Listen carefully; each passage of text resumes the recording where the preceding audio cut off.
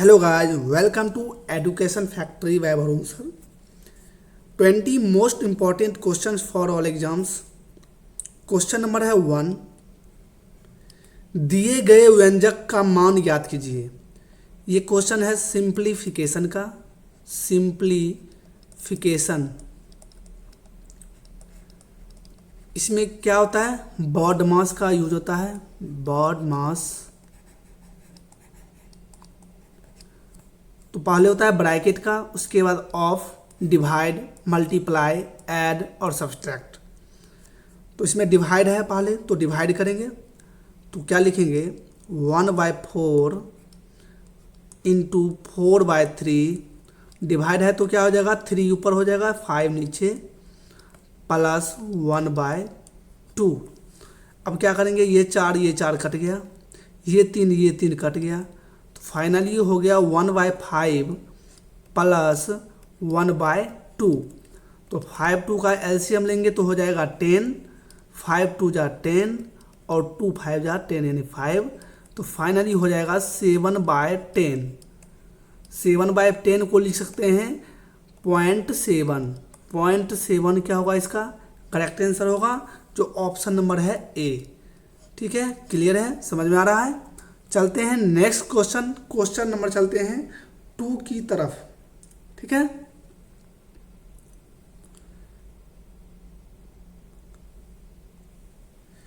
छह घंटियां एक साथ बजने लगती है और क्रमशः 3, 4, 6, 7, 8 और 12 सेकेंड के अंतराल पर बजती है।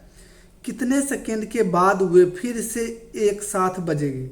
ठीक है, तो टाइम लेती है 3 second, 4 second, 6 second, 7 second, 8 second और 12 सेकेंड।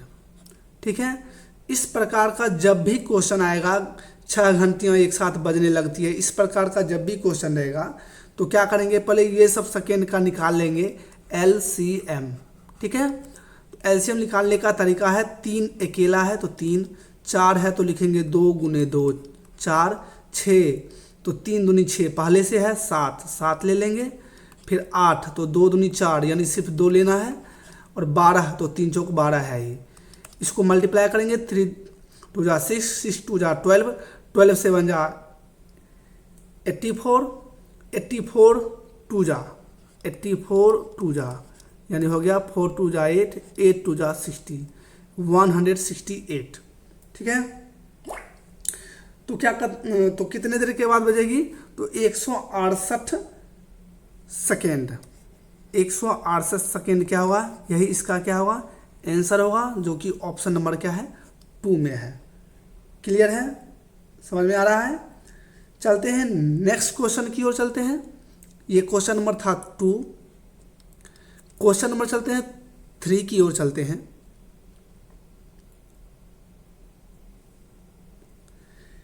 यदि मूल राशि 1000 रुपया है, यानी मूल राशि मतलब प्रिंसिपल है 1000।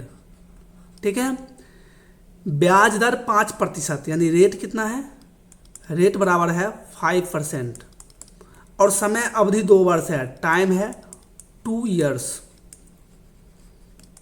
तो अर्जित साधारण ब्याज कितना है, तो एसआई सिंपल इंटरेस्ट बराबर होता है P × R × T बाय 100। तो प्रिंसिपल है 1000, रेट है 5% और टाइम है 2 साल, बाय 100 करेंगे, 2 0 से 2 0 कट जाएगा, 10 × 5 × 2 यानी 10 5 50, 50 × 2 यानी कितना होता है 100, 100 रुपीज। ऑप्शन नंबर क्या हो जाएगा, ऑप्शन नंबर हो जाएगा C is the correct answer. Question number ये था 3। नेक्स्ट चलते हैं क्वेश्चन नंबर चलते हैं 4 की तरफ। क्वेश्चन नंबर चलते हैं 4 की तरफ। एक व्यक्ति अपने वेतन का 72% खर्च करता है और प्रतिमाह 5740 रुपया बचाता है। उसके वार्षिक वेतन का 10% रुपये में क्या है। ठीक है, माना कि उसका टोटल इनकम, टोटल उसका इनकम है माना कि 100%, ठीक है। लेकिन क्या कहता है 72% एक्सपेंडिचर कर देता है, मतलब खर्च कर देता है। क्या करता है? खर्च। 72% अगर खर्च करता है तो सेविंग यानी बचत, बचत कितना करेगा? तो बचत करेगा 28%, 28% बचत करेगा। जबकि वह प्रति माह कितना बचत कर रहा है? तो 5740 रुपया बचा रहा है, यानी कि 28% का मान है 5740 रुपया, ठीक है। तो 1% बराबर क्या हो जाएगा? 5740 बटा 28, ठीक है।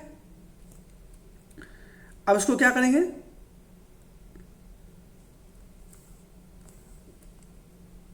काटेंगे, 4 सत्ते 28, 4 इकाई 4, 4 चौक 16, 1 4 तिया 12, 2 4 पचे 20, फिर 7 से काटेंगे, 7 दूनी 14, 0 7 पचे 35, यानी कितना आ गया? 205।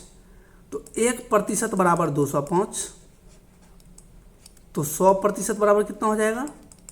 तो 205/00, ठीक है। तो उसके वार्षिक वेतन का 10%, तो वार्षिक वेतन आया 20,500, तो 20,500,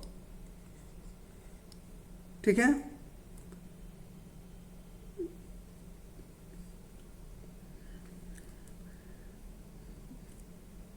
का पहले क्या करेंगे? 12 से मल्टीप्लाई करेंगे, क्योंकि ये निकल रहा है उसका वेतन प्रति माह, ये माह निकल रहा है। 20,500 उसका माह है, यानी कि मंथली निकला है, ठीक है। सॉरी मैं ईयर बोला था, मंथली निकला है। तो 20,500 को 12 से गुना कर दिए तो क्या हो गया? ईयरली हो गया। अब इसका क्या निकालना है? इसका निकालना है 10%, ठीक है। तो इसका 10% क्या होगा? तो गुने 10/100, ठीक है। 2 जीरो से 2 जीरो कट गया, यानी क्या होगा? 205 गुने 12 गुने 10, तो 12, तो एक पहले जीरो लिखते हैं, 12 पचे 60 का 0 6, और 12 दूना 24, 24,600, यानी ऑप्शन क्या हो जाएगा?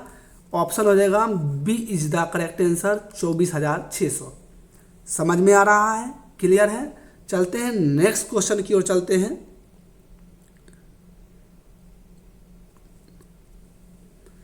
14 लड़कियां 406 दिन में एक गड्ढा खोद सकती है। यदि एक लड़का एक लड़की से दोगुना कुशल है तो एक लड़की और 3 लड़के एक समान गड्ढा कितने दिनों में खोद सकते हैं? TW मतलब टोटल वर्क बराबर क्या हो गया? तो 14 लड़कियां 406 दिन में काम करती है, ये हो गया 14 गुने 406, ये टोटल वर्क हो गया। क्लियर है? अब क्या लिखा हुआ है? Boy ratio girl.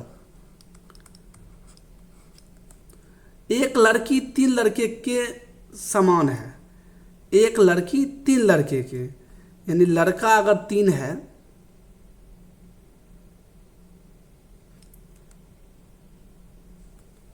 एक लड़की और 3 लड़के एक समान गड्ढा कितने दिन खोद सकते हैं? ठीक है।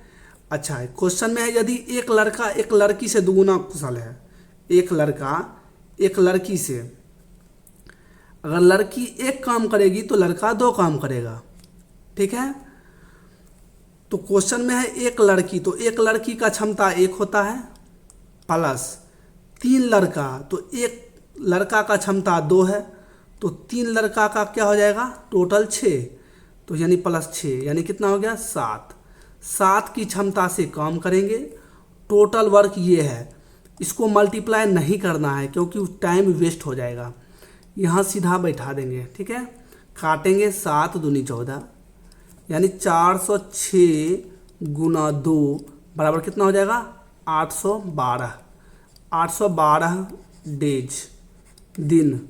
ठीक है, जो ऑप्शन नंबर क्या है, ऑप्शन नंबर हो जाएगा C is the correct answer. Clear है, समझ में आ रहा है। नेक्स्ट क्वेश्चन चलते हैं।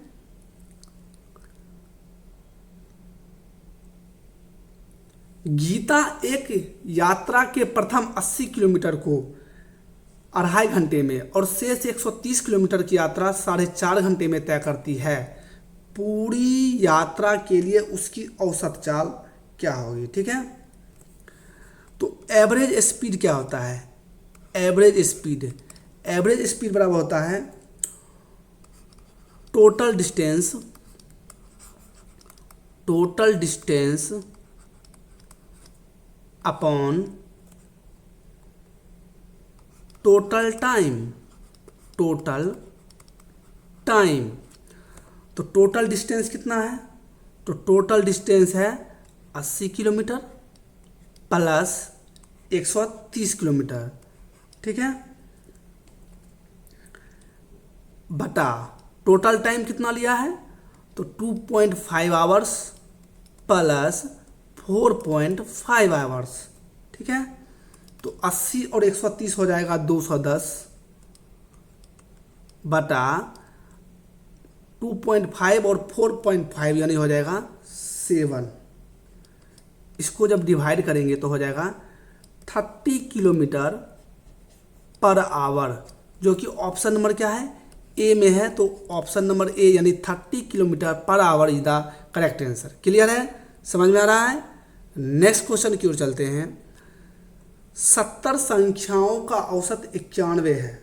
ठीक है, यदि एक संख्या को गलती से उसके वास्तविक मान 98 के स्थान पे 91 दर्ज कर दिया गया तो सही मूल औसत क्या है। ठीक है, तो 70 संख्याओं का औसत 91 है, तो हो गया 7 इकाई 7, 7 9 63 और 0। ठीक है, गलती से क्या किया, 98 के स्थान पे 91 दर्ज कर लिया, यानी कि 98 लिखना था लेकिन लिख लिया 91, यानी कि 7 अंक 7 मतलब कि छोड़ दिया, तो 7 इसमें क्या कर देंगे, ऐड कर देंगे, यानी मूल संख्या उसका कितना था 6377 था। तो पूछता है उसका सही मूल औसत क्या है, तो बटा क्या कर देंगे, बटा 70।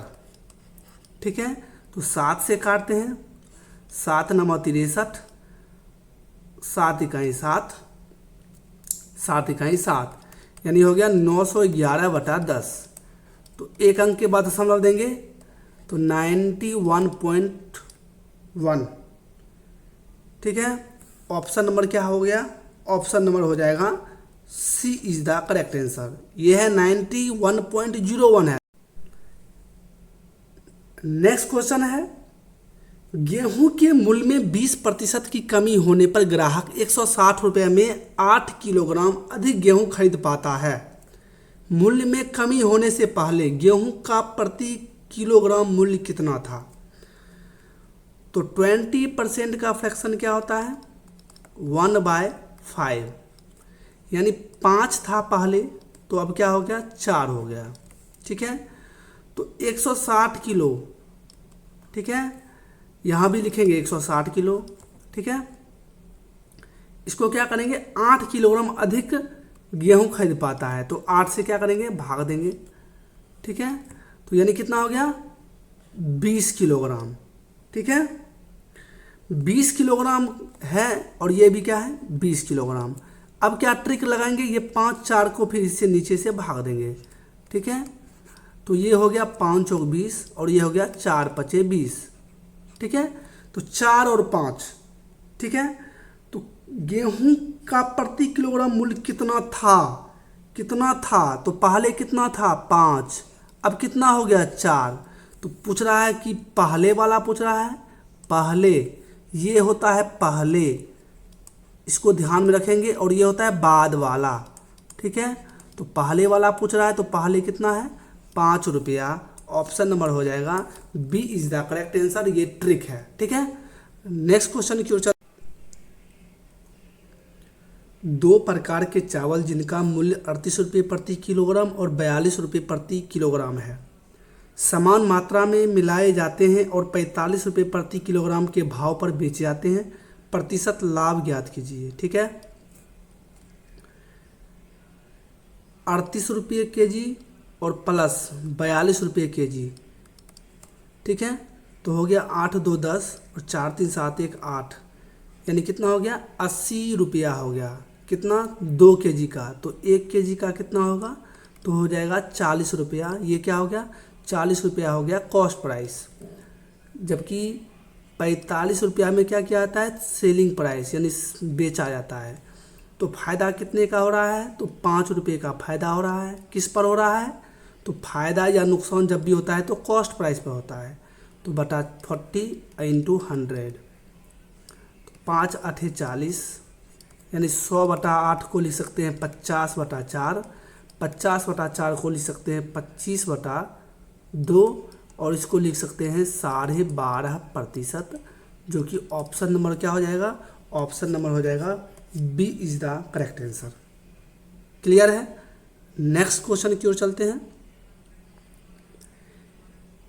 1 घंटे में एक नाव धारा के अनुकूल 11 किलोमीटर प्रति घंटा और धारा के प्रतिकूल 5 किलोमीटर प्रति घंटा की चलती है। स्थिर जल में नाव की गति किलोमीटर प्रति घंटा में है। ठीक है,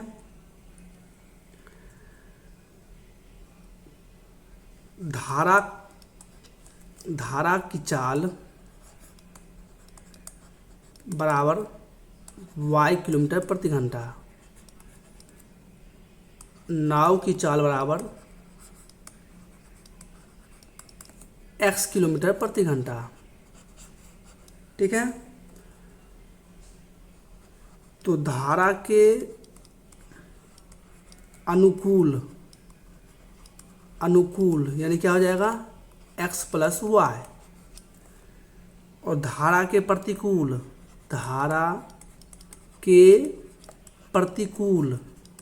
तो क्या हो जाएगा x - y। ठीक है, तो धारा के अनुकूल x + y मतलब कितना है, तो 11 किलोमीटर प्रति घंटा है, और धारा के प्रतिकूल कितना है, तो 5 किलोमीटर प्रति घंटा। ठीक है, जब नाव की गति निकालना हो तो क्या करना है, दोनों को ऐड कर देना है, यानी कितना हो गया 16 और 2 से भाग दे देना है, तो कितना हो जाएगा 8 किलोमीटर प्रति घंटा। ये क्या निकल जाएगा नाव का, जो कि ऑप्शन नंबर सी में है।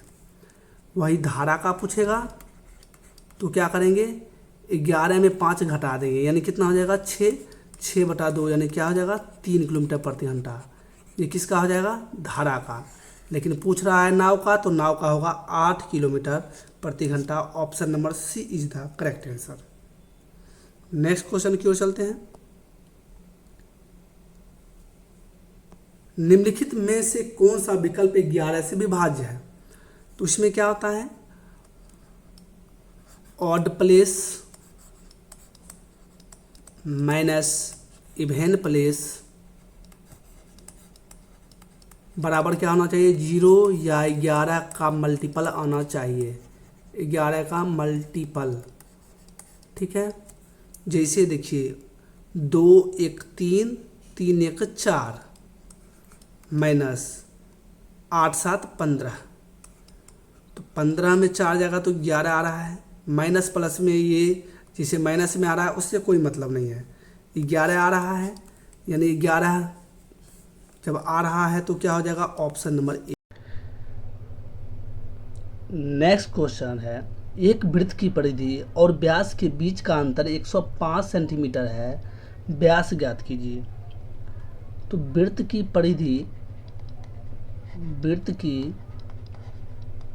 परिधि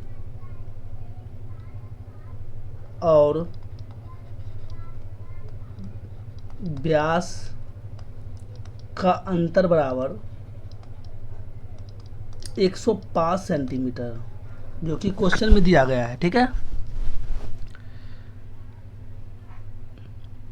वृत्त का परिधि बराबर क्या होता है 2πr, ठीक है। तो क्या लिखेंगे, तो क्वेश्चन में कह रहा है कि परिधि माइनस व्यास बराबर 105 सेंटीमीटर दिया हुआ है।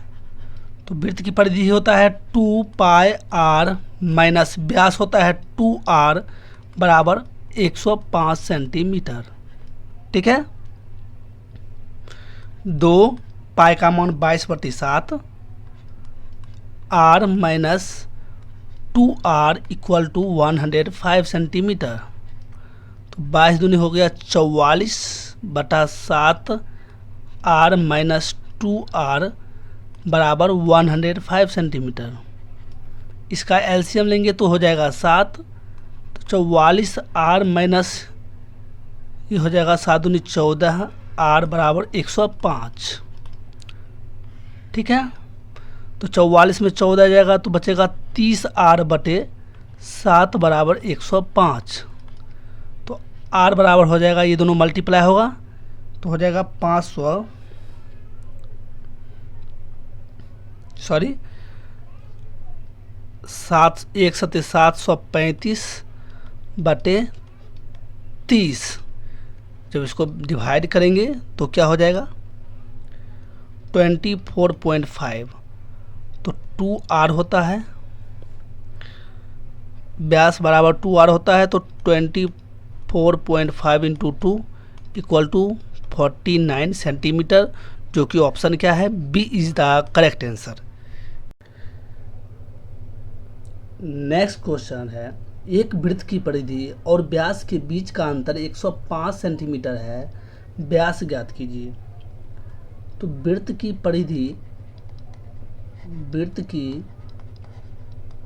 परिधि और व्यास का अंतर बराबर 105 सेंटीमीटर, जो कि क्वेश्चन में दिया गया है। ठीक है। वृत्त का परिधि बराबर क्या होता है 2 पाई r। ठीक है। तो क्या लिखेंगे, तो क्वेश्चन में कह रहा है कि परिधि माइनस व्यास बराबर 105 सेंटीमीटर दिया हुआ है। तो वृत्त की परिधि होता है 2 पाई r माइनस व्यास होता है 2r बराबर 105 सेंटीमीटर। ठीक है। 2 पाई का मान 22/7 r minus 2r equal to 105 centimetre. तो 22 दूनी हो गया 44/7 r माइनस 2r बराबर 105 सेंटीमीटर। इसका एलसीएम लेंगे तो हो जाएगा 7। तो 44 r माइनस ये हो जाएगा 7 दूनी 14 r बराबर 105। ठीक है। तो 44 में 14 जाएगा तो बचेगा 30r/7 बराबर 105। तो r बराबर हो जाएगा, ये दोनों मल्टीप्लाई होगा तो हो जाएगा 500 सॉरी 735/30। जब इसको डिवाइड करेंगे तो क्या हो जाएगा 24.5। तो 2r होता है, व्यास बराबर 2r होता है। तो 24.5 इंटू 2 इक्वल टू 49 सेंटीमीटर, जो कि ऑप्शन क्या है, B is the correct answer.